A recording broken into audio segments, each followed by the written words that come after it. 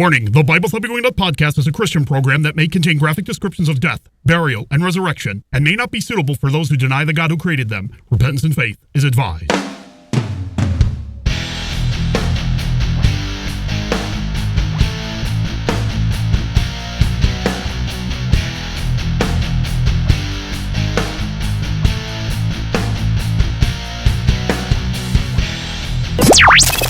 You're listening to the Bible Thumping Wingnut podcast, the podcast that's safe for the whole family.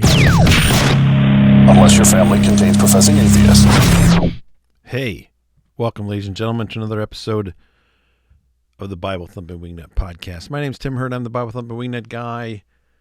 And, boy, I am back on YouTube checking out the all the gadgets that I have here again, getting them all working. Today is November. Today is January 2nd, 2020. It's the first time I said that. 2020. So this is episode number 372. And man, it has been a long time since I did an actual podcast. Lots of things have been going on, most of them behind the scenes. And then, of course, family things and holidays and family get-togethers and trips and work and all that stuff. All that's going on, which has occupied my time. But that doesn't mean that things haven't been happening here at Bible Thumping Wingnut on the YouTube channel and on the web page. Lots of content is being cranked out, as many have noted. Lots of stuff going on. So this is going to be a miscellaneous episode. I've got quite a few things on my mind. I've got some tabs I'm going to share. And I guess if there's a main focus, it would be like the Todd Bentley thing that's going on right now. So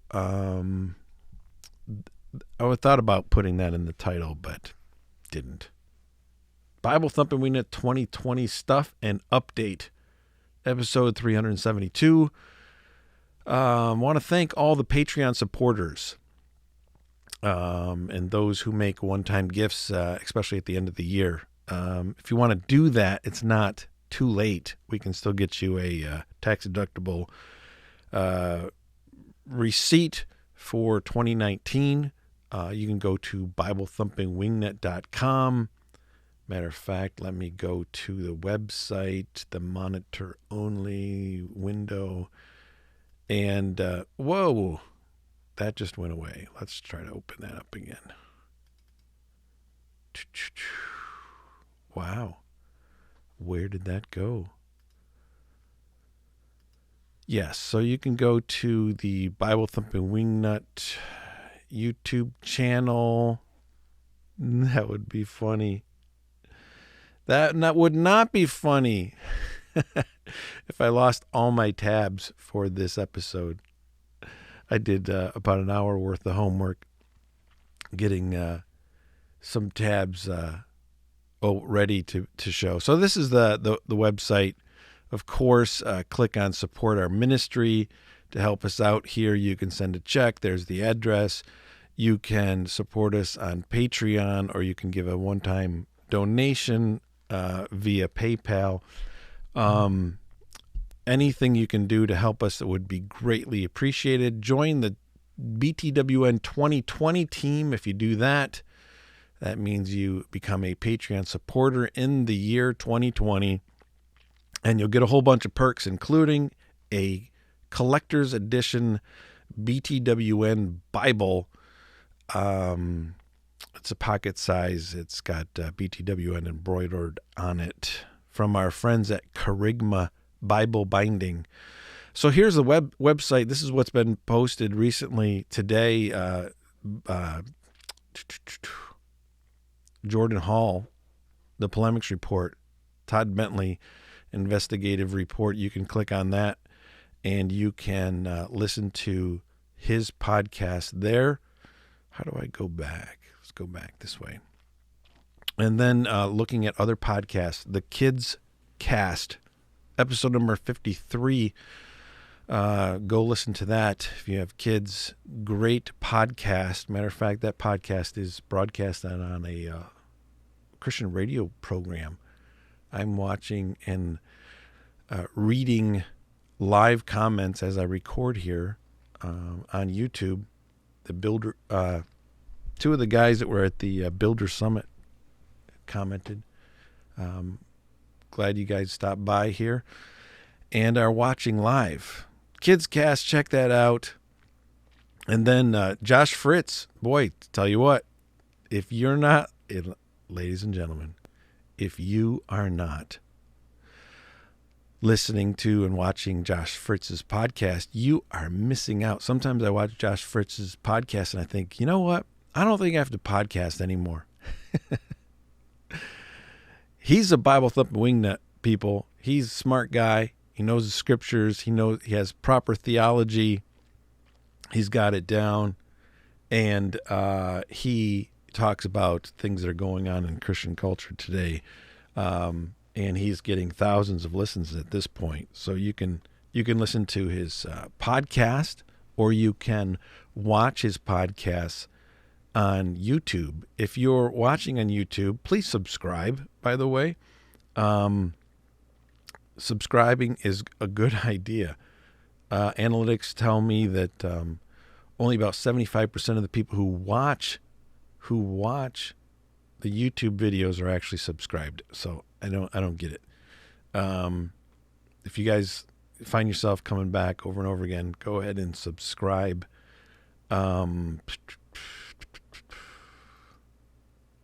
I want to go monitor only. Oh, yeah. So right there, you can click on the homepage, Hillsong, Carl Lentz, Thriving Church, Josh Fritz's latest podcast. You can see my cursor there. And then here's another podcast. This podcast here, man, I don't even have to podcast anymore, folks. We got some good, godly men here doing some great work. Josh Fritz. And then this one here is by Michael Coughlin.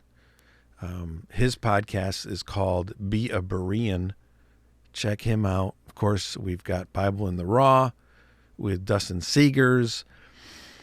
We've got Christ the Rock Sermons, which I am sorry I haven't been uploading for the last few weeks because I had a problem with one of the programs that I was using. We've got, I should be having those up again starting this coming week. Of course, the Polemics Report, Shine His Lights, and Shine His Lights Kids Cast, and the Christian Commute with, talk to him all the time, Seth Dunn. Lots of podcasts on the Bible Thumping Wingnut Network. So yeah, I don't have to podcast anymore.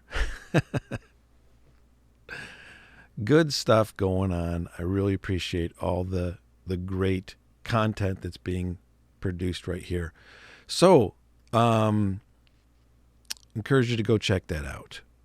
And we'll jump right into the Todd Bentley stuff. All right. Back in August, this guy, Stephen Powell, if you're listening on the podcast, I'll try to remember that you're not being able to see. This is on the YouTube channel. This is Stephen Powell and his exposure of Todd Bentley. This happened in mid-August of last year. Todd Bentley's bisexual open marriage exposed from within Charismania. This guy's come under a lot of fire. Stephen Powell, as far as I know, here on YouTube, it's the only place you can get. You can hear this 13-minute clip by Stephen Powell. But Stephen Powell's come under a lot of fire. But anyway, so back in August, Stephen Powell came out and said, hey, Todd Bentley, I've been hanging around Todd Bentley, and I have learned of some active sin that he's involved in, and I've confronted him, and I have brought it to some people's attention, and they're not responding in repentance. So he went public with it. And initially, Todd Bentley was like, yeah, I've got some sins that I've repented of. They're all in the past, blah, blah, blah. And he's like, blah, blah, blah. He's like, he was excited when Michael Brown and some others said that they would weigh the evidence. And, Todd Bentley had many videos out there stating, hey, whatever Michael Brown decides, I'll submit to that. I'll go with that. And those are gone now. I looked for some of them. They are gone now. And Bentley, man, it's crazy watching this guy. I watched a couple hours of his content today, stuff he's put out recently. And he talks in a circle where I've repented, and then he points to all the other people who he believes are involved in sin at this time, and then says he has no ministry, and then encourages you to be part of his angel fire class, whatever. But here on Pulpit and Pen, I'll read this article written by J.D. Hall. Dr. Michael Brown says Todd Bentley is supernaturally gifted by God, sees path to restoration. An investigative committee led by Dr. Michael Brown into Todd Bentley's alleged sexual perversion, addictions, and abuse issued its findings today. Well, the panel did, and Dr. Brown is going to also report. He's going to put out his own report separate from the panel because, Dr. Michael Brown, he fixes everything, right? And then Dr. Brown's going to do a Facebook Live where he's going to answer everybody's questions. So we can look forward to that. They announced even though Bentley was supernaturally gifted by God, he is actually disqualified from ministry. Oh, shocker. The panel has no official oversight over Bentley, who has accused the panel of being unfair and biased. The investigative committee was to determine whether or not Bentley's misbehavior was sufficiently substantiated and if it rose to the level of disqualification. Bentley's gross sins were reported by Pulpit and Pen in August. Rick Joyner, a major figure in the charismatic cult group known as the New Apostolic Reformation, admittedly noted that he knew of Bentley's misdeeds and said that Bentley should be restored to ministry again. He also accused Bentley's whistleblower of witchcraft. That is this fellow there, poor Stephen Powell, guilty of witchcraft, according to Rick Joyner. Pulpit and Pen predicted in September's article, New Apostolic Reformation chooses Michael Brown to lead Bentley investigation, that Brown would find Bentley's disqualified from ministry, but would say nothing negative about Joyner. And there's a prediction that was made, which is pretty much what this came out with. In the report, let me read the end of this. These charismatic leaders cannot admit that Bentley has been engaged in strange fire, hocus pocus trickery, because his stunts are, so we have major problems with their hocus pocus trickery, stunts, and all their charismania goofiness. Obviously, these charismatic leaders can't renounce that because they're involved with it as well, including the whistleblower, this guy here. He's involved in all of that too. But I wanted to look at the statement itself. Here's the statement. I cut and pasted it. This is from the panel. This isn't from Michael Brown. As followers of Jesus, we delight in God's mercy and grace and believe in the power of restoration and forgiveness. At the same time, we recognize that God's word holds leaders in a church to high standards, since They serve as representatives of Christ himself. The question before us is this: does Todd Bentley, founder of Fresh Fire Ministries, live up to the standard? Is he qualified to be recognized as a leader in the church?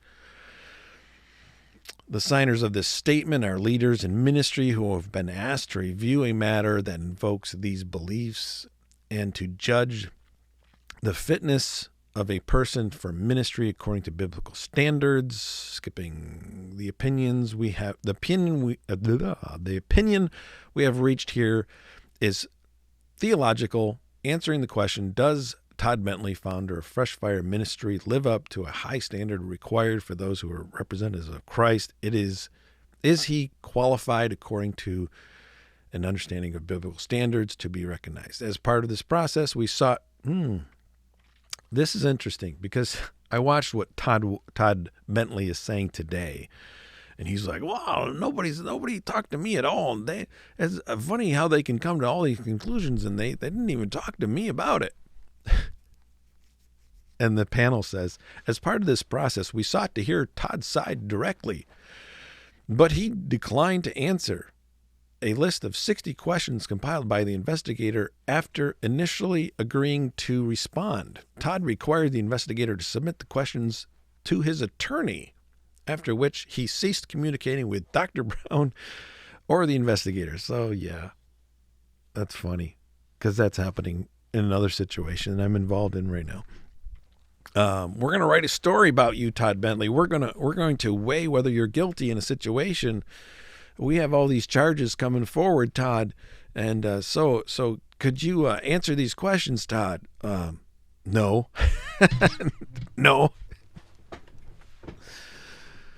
And now Bentley is like complaining today on Facebook. He's like, "Hey, how could they come to all these conclusions without ever having talked to me about it?" Reading the statement some more. Based on our careful review of numerous firsthand reports, some of them dating back to 2014 and then 2018, 2019, testimonies going back. Some of them we're looking at the firsthand accounts only. There's many other second and third-hand reports, the same accusations. We love Todd. And to repeat, these charges have been brought by numerous witnesses over a period of 15 years, right up until 2019. So Bentley's on Facebook today saying, "Hey, I've repented. They're saying it's continued right up to 2019. And then Bentley's on Facebook today. "Hey, it's 2020. Let's leave that in the past." Anyway. There's that statement. Dr. Brown will be issuing a separate statement outlining the process to this point, and we encourage you to direct all questions to him. May 2020 be a year of redemption, restoration, and hope for the body of Christ. So I'll paraphrase what I skipped over.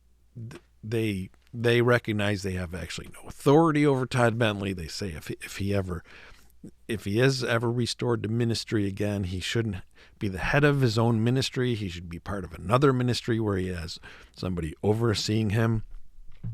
And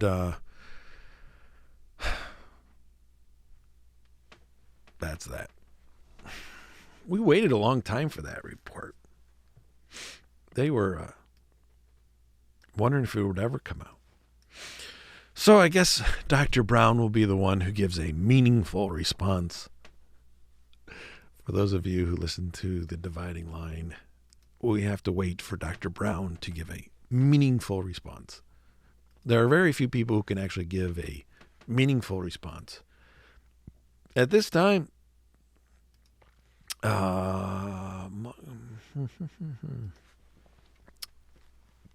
on your screen, if you're watching YouTube,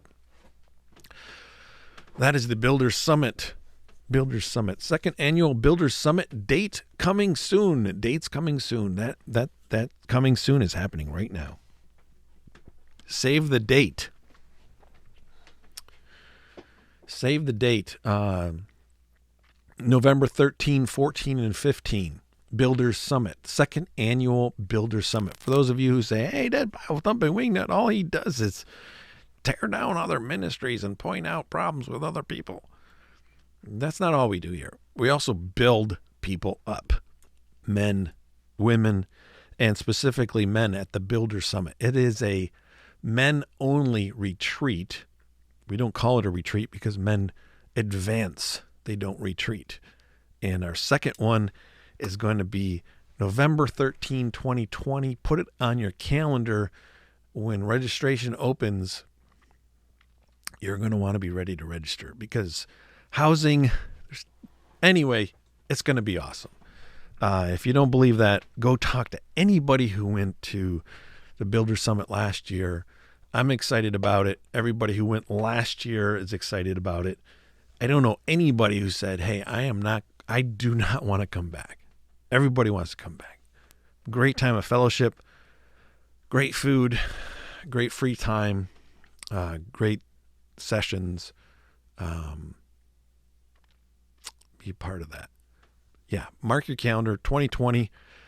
Oh, what did I want to do here? I'm just going to go through my tabs. I'm in the man cave. And my heater's been on for over an hour down here. And it says 61 degrees. So I'm cold down here in the man cave. All right, what else do I have here in my cues here? All right, look at this. I just wanted to highlight this because this is important stuff. This is what you get here at Bible Thumping Wingnut. This is the picture that NASA doesn't want you to see. And this is hot stuff here on YouTube. And you folks need to be aware of this. I'm just bringing it to your attention. And if you think I'm serious, there's a lot of people here on YouTube, professing Christians, who think that that's real stuff. All right. I want to encourage everybody to follow me on Twitter. Follow me on Twitter. I wanted to highlight some of the things that I've been saying on Twitter. Pinned to my Twitter account is my response to Jeff Durbin and Apologia Church. 25,000 people watched Jeff Durbin's 3-hour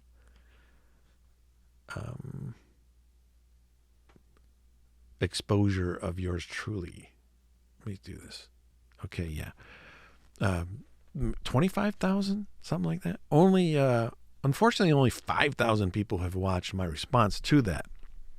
And one of the only things I want to say about that is what he had to say was 3 hours long. And I haven't said much about that whole thing in the last couple of weeks. But I've wanted to, but I really don't need to. So 3 hours of Jeff Durbin exposing me. And what I did is I made a 22-minute response. I wanted to be very sensitive to your time, and I wanted to hit the main points and respond to the main points. And I did that in 22 minutes. And the history here with Bible Thumping Wingnut since 2012, especially here on YouTube, and then on Facebook, and then the Wingnut Wall, the philosophy has always been, people want to disagree, fine. People want to make any comment at all, fine.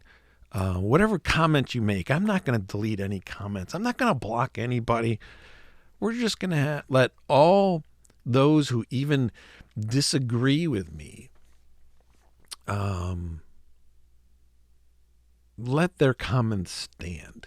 Let the the foolishness stand of the atheists, those who hate Calvinism, let their comments stand, and just, Jordan Hall has complained many times about the wingnut wall and how there's so many comments there that are allowed that people say negative things about Bible Thumping Wingnut and negative things about Pulpit and Pen, and I let them stand. I've always done that. I've always allowed that, and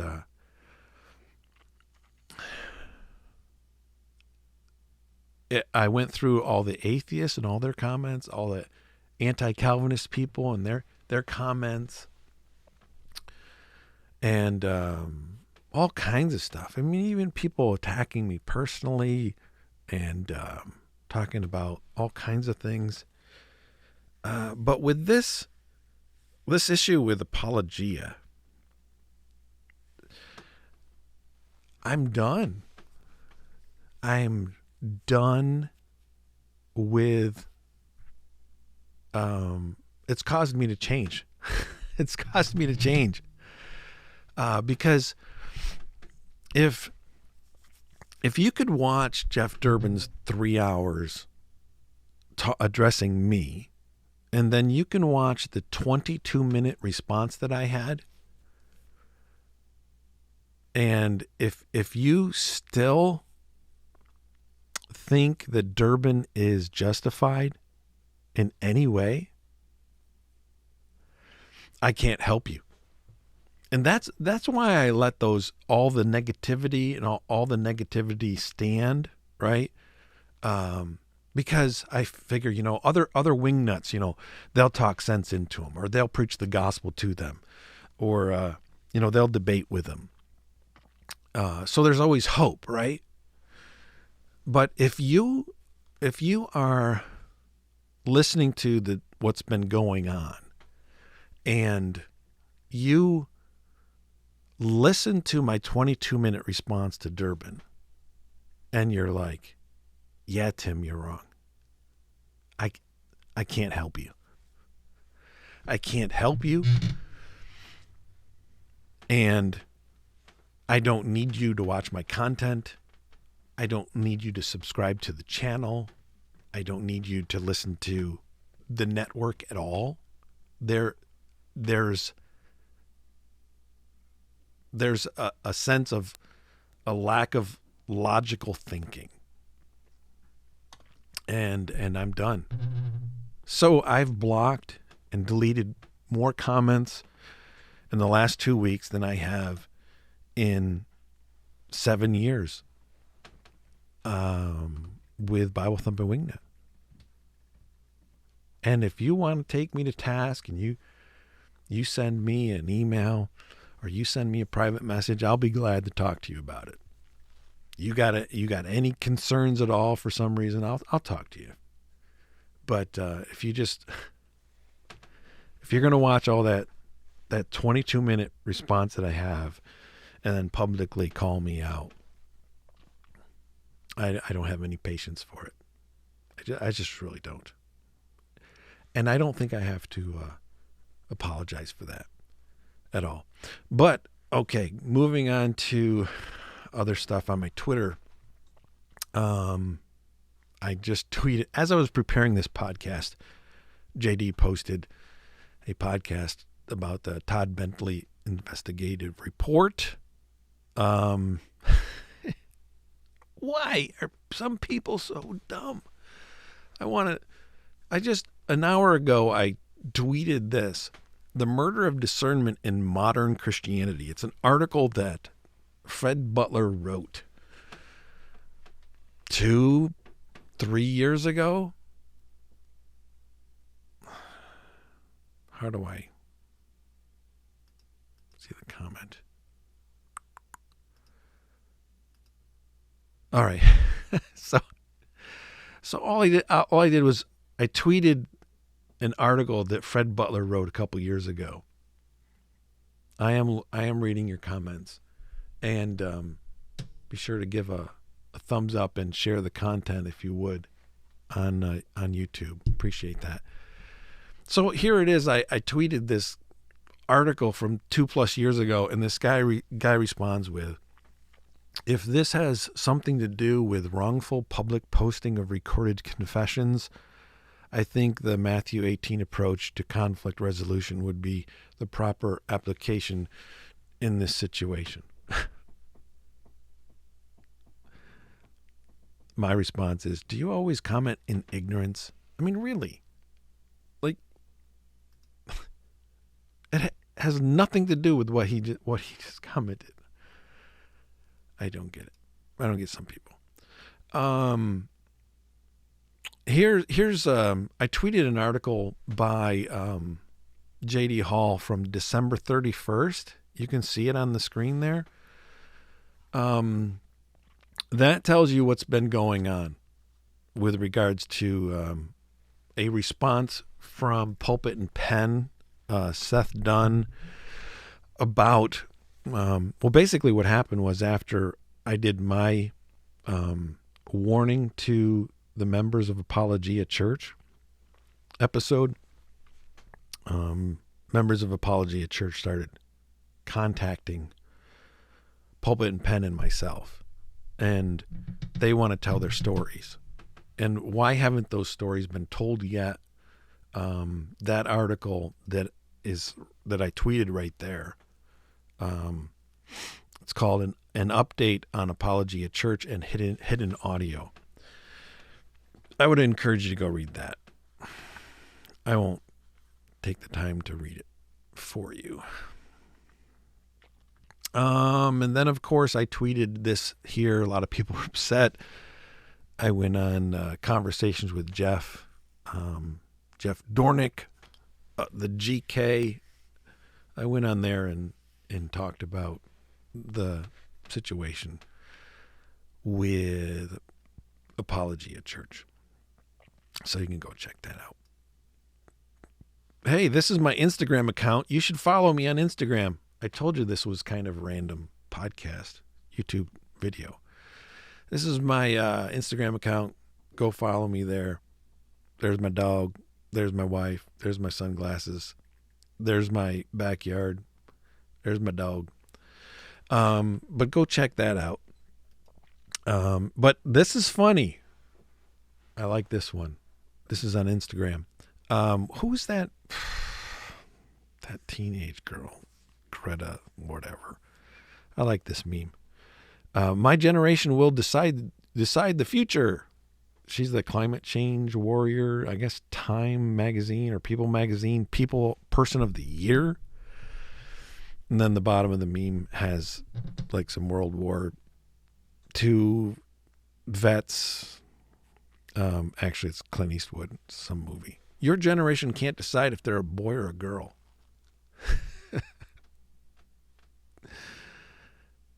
That's funny. All right. Here's another thing I really wanted to comment on. This is Kyle J. Howard. Kyle J. Howard on Twitter, and this is hilarious. Kyle J. Howard, this is the article. I saw it on Twitter, and then Jordan wrote an article on Pulpit and Pen. Kyle J. Howard says racial trauma made him fat.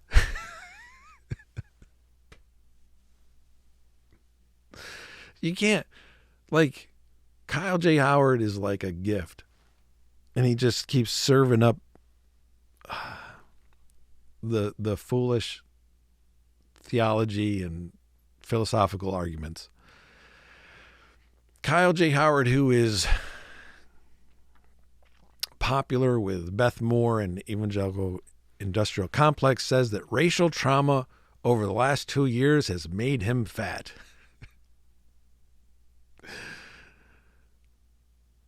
If you're watching this on YouTube, can you remember back with Calvinist Batman, Len Pettis, myself, and they had this super theologian on Calvinist Batman's show? Well, come to find out, that's Kyle J. Howard. Howard is reading the article. Howard is a professional student and community organizer who was raised by an affluent Atlanta suburb, raised in Atlanta by two attorney parents. Howard happens to be as much of a Caucasian as African, and he grew up in a predominantly white community where he graduated from an award-winning school and took part in debate club. Howard repeatedly tells tall tales, however, and claims that he was popular in the underground battle rapper and he was a gang member and all this other stuff. Pulpit and Pen has a $2,000 bounty on information if anyone can support his gang life testimony. Just imagine that, folks. Right now, Kyle J. Howard could become $2,000 richer by just proving that he was ever in a gang. Or you could. You want $2,000 to pay off your Christmas credit cards? Give any verifiable testimony that Kyle J. Howard was in a gang. Blaming others for becoming a fatty isn't new. Pulpit and Pen covered an Oprah guest who claimed that black women are fat because of Donald Trump. That's a link I'm not going to click on, but you can go check that out. Howard recently made the claim that the racial trauma over the last 2 years has made him put on 40 pounds of fat. And here's the tweet. This is the tweet. Going into 2020, reflecting on 2010, I won't lie, it's a little discouraging as I gained 40 pounds from 2015 to 2017 in response to trauma.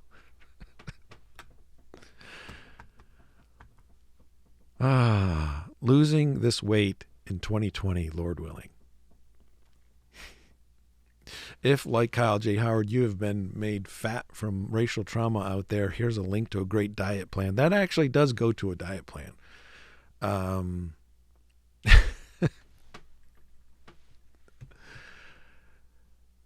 That's funny. That is funny. Kyle J. Howard. Unbelievable.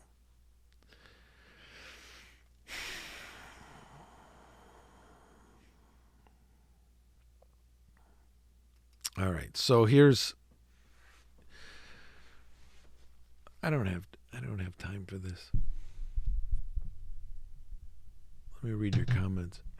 Anyway, up on the screen now is Todd Bentley. He's been doing interviews with this other guy, Thickness, and I got this queued up. I'm not sure why. I'll play it. I don't want to be on the itinerant circuit. Maybe churches that want to be safe, that want to invite me in the future, I'll go there because I want to go where it's real and raw and not just about big money and first-class tickets and honorariums and protecting the network. And I hate, in the name of what the revival movement has been building. I don't know. It's just disgusting what he's going on. This is a month ago when he realized that Michael Brown was going to come out and condemn him. I shouldn't have played that. But anyway, let me go over here because I've been wanting to comment on this for a long time, but I just keep forgetting. You know, remember that Founders trailer? Remember the Founders trailer where they had that the clip of that one woman and it went I'll just play it for you. So that she was in an image, basically blurred. It was out of focus shot. All right. Remember the trailer, the Founders trailer, and the Chocolate Knox. He put the trailer together. And what is a trailer for? A trailer is to grab people's attention, right? A trailer is to get people to think, "Hey, I want to watch that upcoming movie." So the Chocolate Knox hit a home run. He hit a home run with that trailer that caused 3 people to bail on the Founders Ministry board. He did exactly what a trailer is supposed to do. I don't even remember the woman's name. Let me put it on the screen here.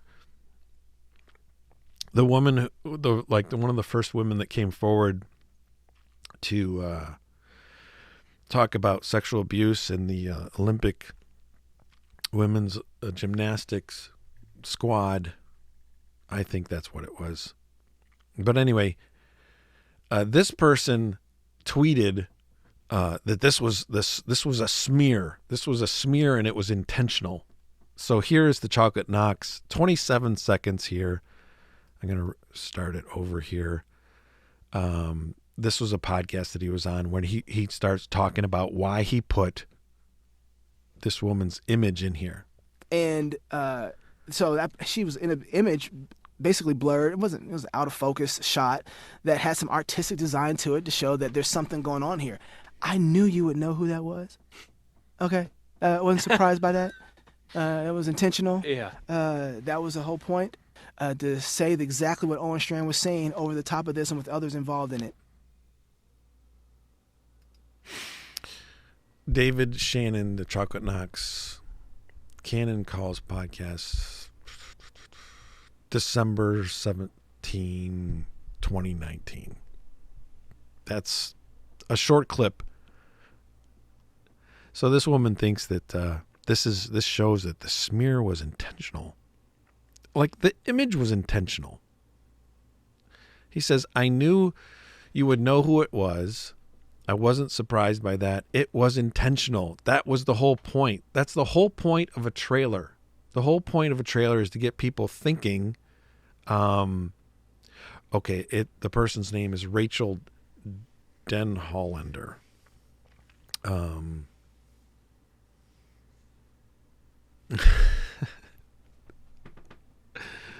It's not a smear. It was a trailer with an image, and you have to watch the movie to get why he used that image. It was great, and I would suggest that everybody go watch the Founders movie. Is that the one that's called By What Standard? By What Standard?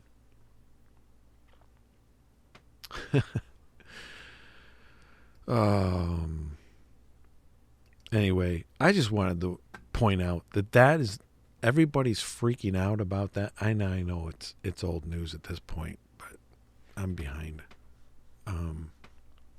Everybody's freaking out about that trailer, and that's exactly what a trailer's supposed to do. That is the Chocolate Knox did exactly what an editor is supposed to do. And if it made you think, oh, he's going to misrepresent that woman, then you're going to have to watch the movie to find out if he does or not. So he puts the image in there, and you think, oh, well, that seemed interesting. Why did he use her image, and why were those words said at that time? Well, you have to watch the video. People overreacting to the trailer is it's hilarious. And again, that's old news. Sorry, old news. I'll try to be more relevant next time. Mark your calendars, the Builder Summit 2020, Builder Summit, second annual Builder Summit, November 13. Seriously, mark your calendars. No question about it. We will be at least doubling our numbers based on churches that have committed already. So look forward to that.